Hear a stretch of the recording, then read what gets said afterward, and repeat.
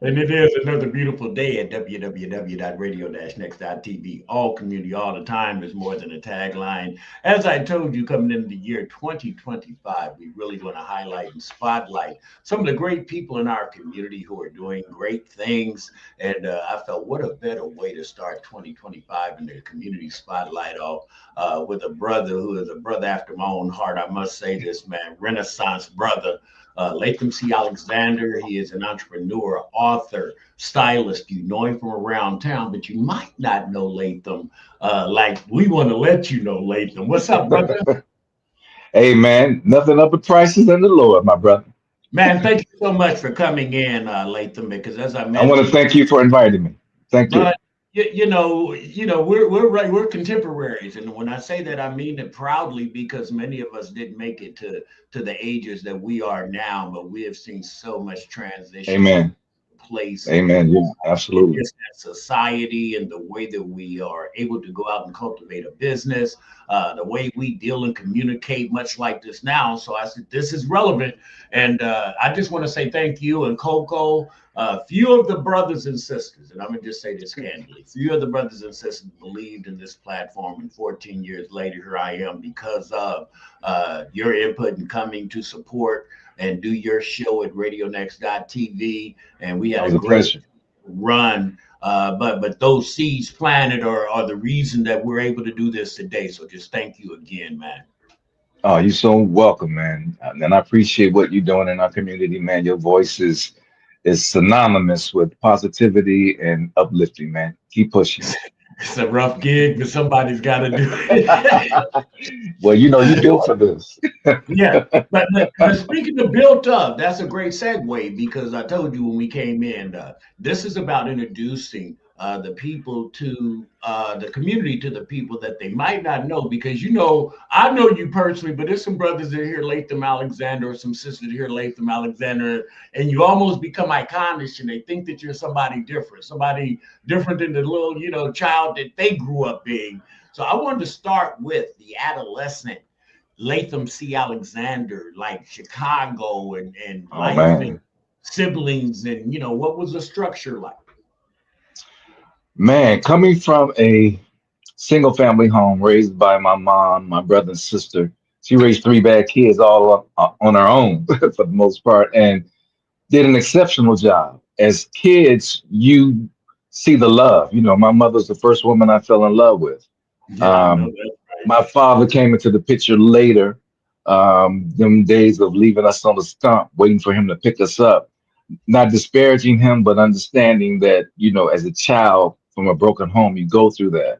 But I'll talk about him later because he was instrumental in making me the man that I am.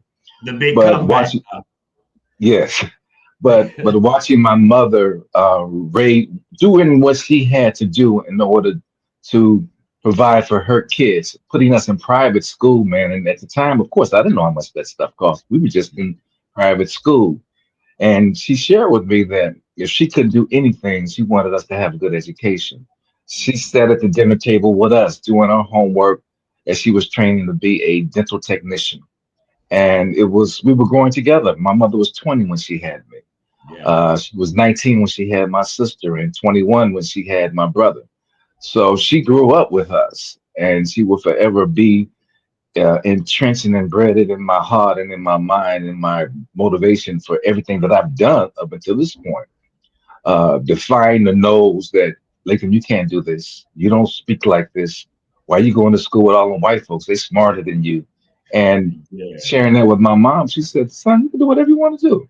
Don't listen to that. You can do whatever you want to do. You were educated, you're trained, and you're my child. So that's all I needed, Doc.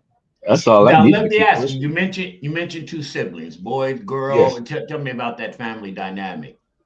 Um, my older sister, who's a year and some months older than me, and my brother, who's a year younger than me to the day we were born on the same day, a year apart. Wow. So Wow. I looked up to my sister from an educational, motivational point of view because my sister was a national scholar. She skipped a grade. You know, she was so smart and was recognized by the state as a national scholar and got a 4-year ride to DePaul University. So I've always admired her intellect and her diligence when it came to studying. So I wanted to be like her. I wanted to excel in the classroom. I wanted her to be proud of me along with my mother. And my brother, it's funny, my brother and sister always used to fight. And, my brother always used to tease my sister, but my sister and I, we've never had a cross word between us. We've always been loving and caring and to this day, so That dynamic is so for real because I believe your sister almost acted like the substitute, but at least mine did because I'm sitting up here listening. I'm almost in tears thinking, man, this is jumbo. I had a sister 18 months older, and she hmm acted like my mother many of the times when my mother was like, as you mentioned, very busy raising two kids, and you're not that's 20. right. That's And right. so the same dynamic, man. My sister Nisi, man, let me tell you something. I can think of her right now and think of how many times, but that is so real in most of the families, and I think that's the reason sharing this in the spotlight. People hmm think they're the only one dealing sometimes with this situation, and brothers and sisters, let me let you know. More times than not, if you're from our community, this story is relevant and you can That's overcome. right. So hmm the education side was very, very important. hmm And I was doing your bio and saw this led you to law school. Well, it led my interest in studying law. I got my degree in criminal justice from Loyola University, and I entered Loyola with the concept or idea of being a lawyer. And what's interesting, what deterred me from that, my father, because I lived with my father from the point of 15 years, my freshman year in high school through college. And that was because the high school, I went to a college prep high school on the south side of Chicago called Hales Franciscan College Prep. Me living on the west side in the projects, it took me almost 2 hours to get to school, catching two trains and a bus and walking to school. Since I played sports after school, I didn't get home to 10, 11 o'clock at night. Yeah. The other issue, the game wars and Henry Horner projects, Oh, they were it was recruiting. absolutely, Yeah. absolutely. And thank God I was able to recruit, escape that recruitment because of my relationships with one of the gang members' leaders' brother.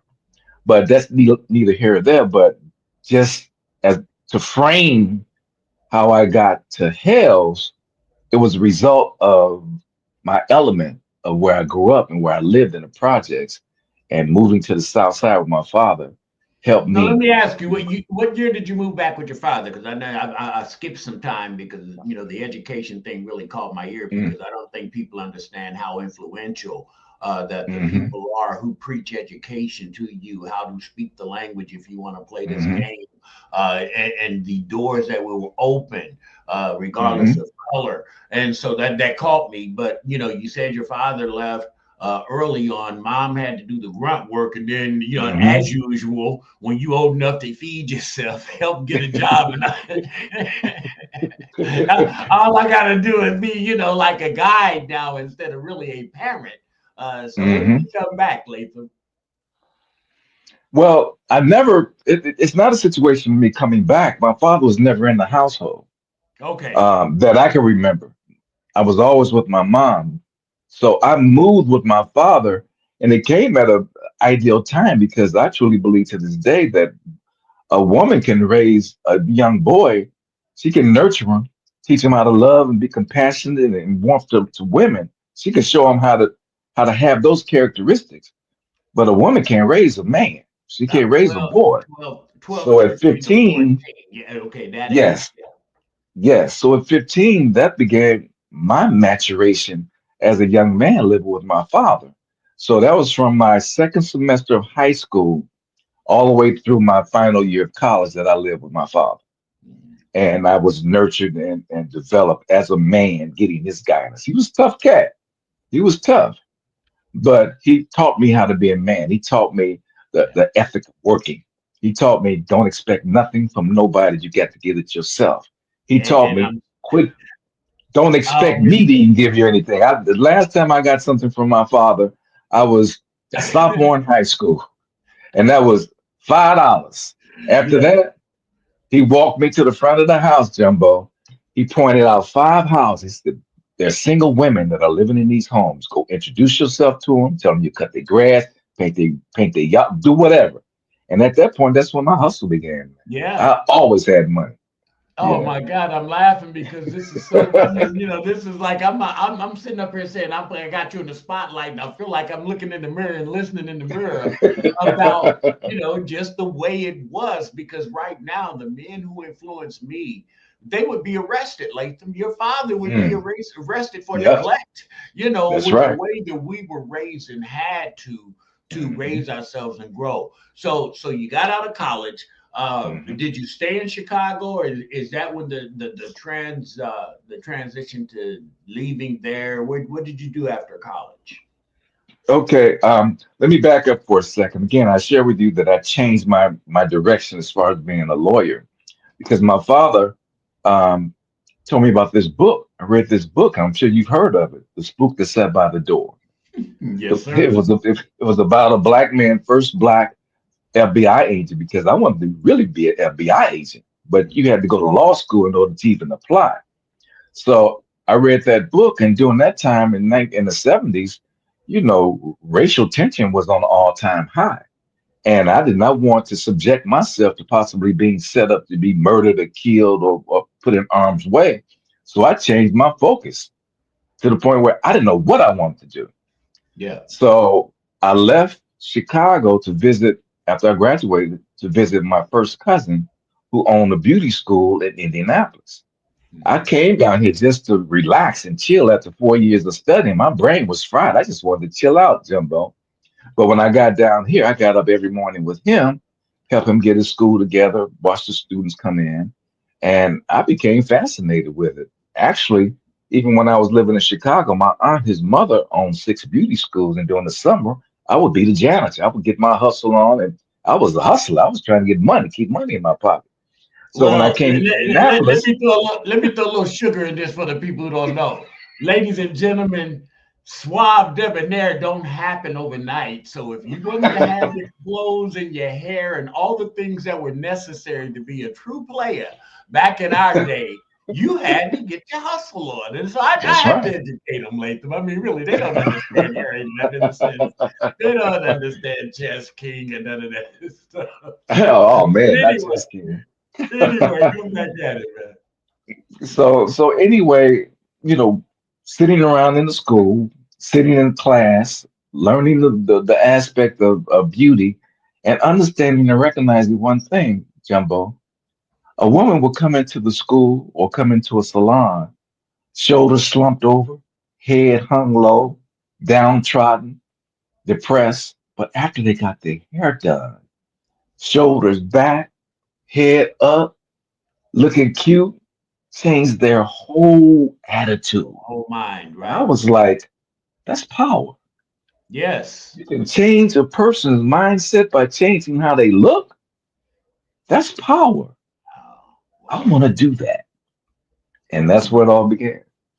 That's where it all began. What's interesting is, and when I was doing the research, and I was wondering, because I've seen some of the women that have been empowered by your art, and I call it art because God gives gifts to certain people, That's and you right. can't just go do hair and say I want to make money and have it Right. reflect what you just said. You can go do hair and Hmm. get paid, but to Hmm. go do someone and make someone feel new, that's a gift and Yes. that's art. When did you discover that you had this gift to make this woman's hair something Hmm. special? Every hairdo is special. When did you understand that this is more than doing hair? Well, honestly, I didn't. I learned how to do it. I wasn't born with that gift of that artistic gift. I mean, I truly believe that I wasn't born because I know some people who were born with it. My friend, God rest his soul, Safila, born with it. Just was Cookie, I'm just laughing at born him. with it.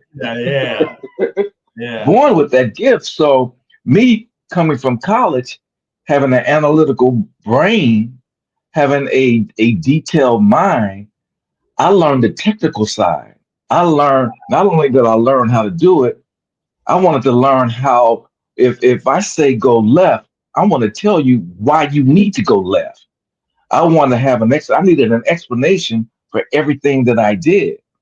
Hence, I became a licensed instructor. Hence, I became a national platform artist working for one of the largest companies in the world, Soft Sheen Products and Design, who sent me all over the world because of my technical training. I had the gift of teaching people how to do what they do. And along the way, my skill followed through.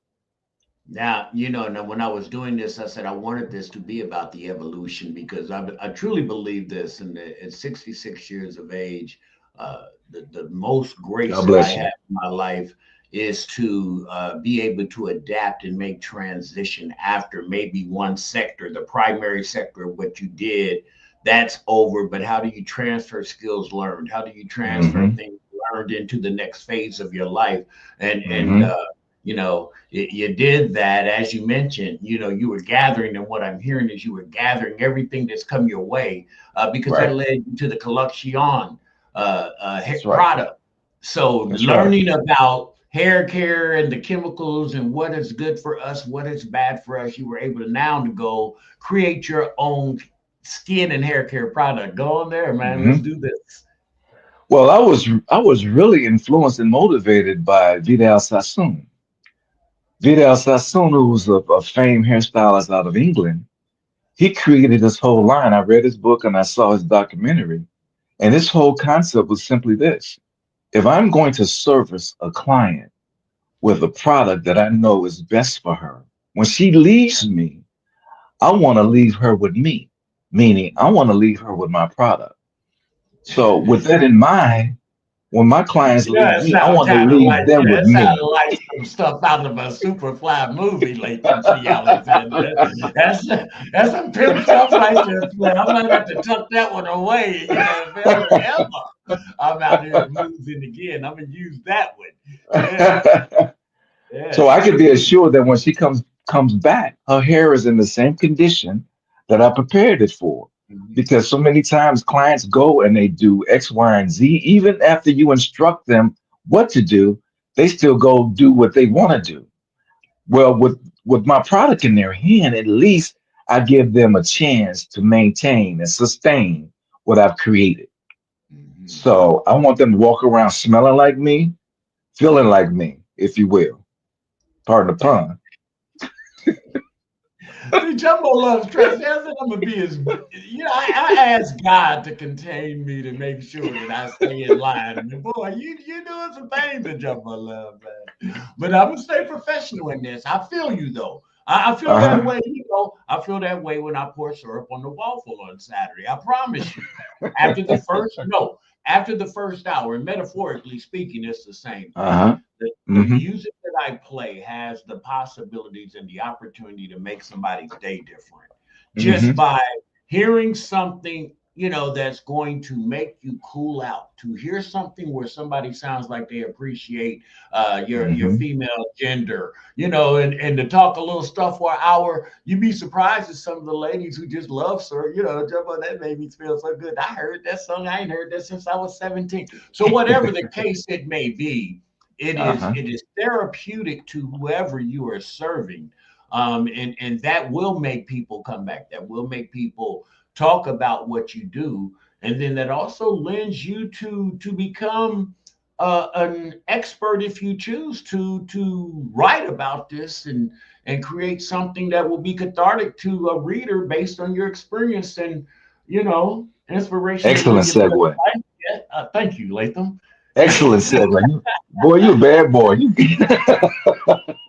That's why you good at what you do. You got a Bruh, gift. I didn't go to Excellent. school. No, I don't. I just got on here and started talking one day, and 14 years later, it landed this. Because some of my colleagues out here, they some of them Hmm. don't like the fact that I know how to do this, and I did not go to school or I was not trained. Wow. And I think that's the Okay. beauty of the spotlight because you never know where your journey's going to take. You always That's can right. talk some.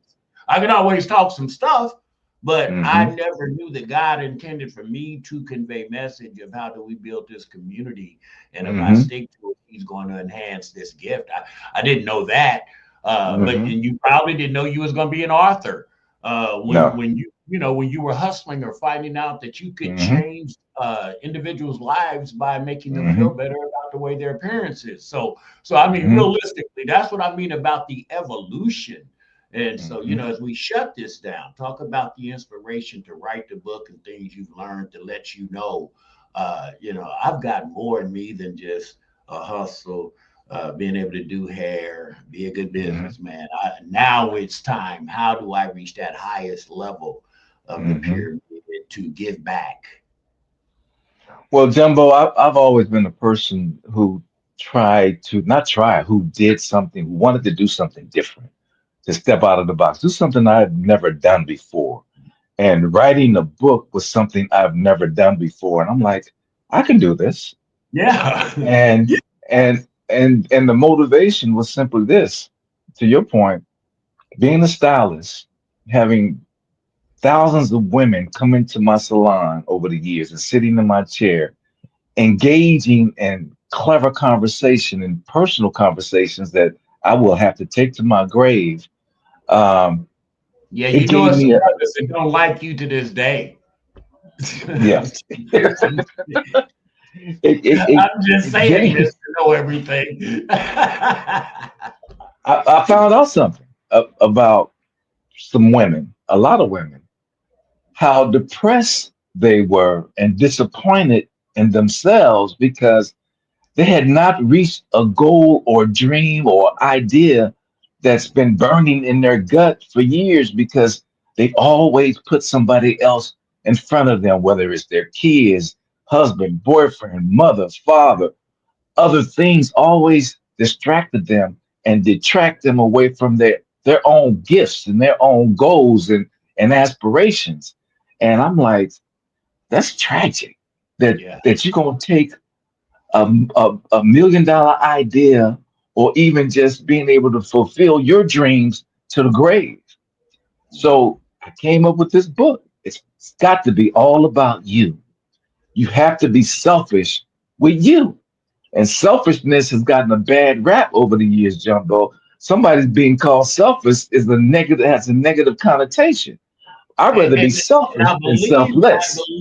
I believe because we do not really go into of I say so, I'm a wordsmith, and I write poetry, so I'm like, okay, words are so powerful that one misspoken word or one word out of place can have a whole other meaning to somebody who is, Indeed. reading what you're trying to really say.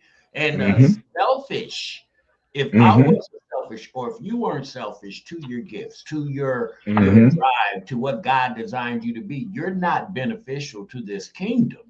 Because selfish don't mean that you're not here to help. Selfish does not mean selfish means I have to take care of me to take care of others. I have to get the best of me Right. to get the That's best right. out of the people who are watching me, my children. If you lazy, your kid gonna probably be lazy. Just a fact. So you have to be selfish to the point That's of right. how do I continue to get the best out of me? And if that's selfish, then I'm selfish, Hmm. and I'm not ashamed of it. As Okay. you, yeah, Okay.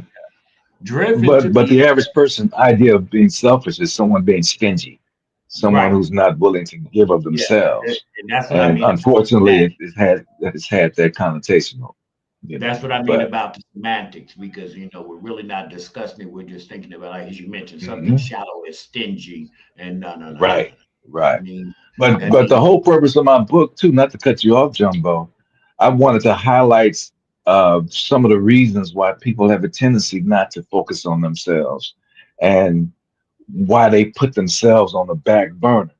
And mm, and we're all guilty to some degree. I'm guilty myself because I procrastinated for 11 years. Because I mm, wrote this book 13 years ago. It's just sat in my laptop for yeah, 11 years, and I had to own up to my own procrastination. Latham, finish what you started. yeah, Complete your thought, complete your idea, complete you. yeah. So COVID helped a lot because all I had was time. Man, I'm like, let me sit my What behind down excuse are you going to use from now, Mr. Alexander? right, right. Yeah, So I put myself on a time frame from 9 to 4. I'm gonna write.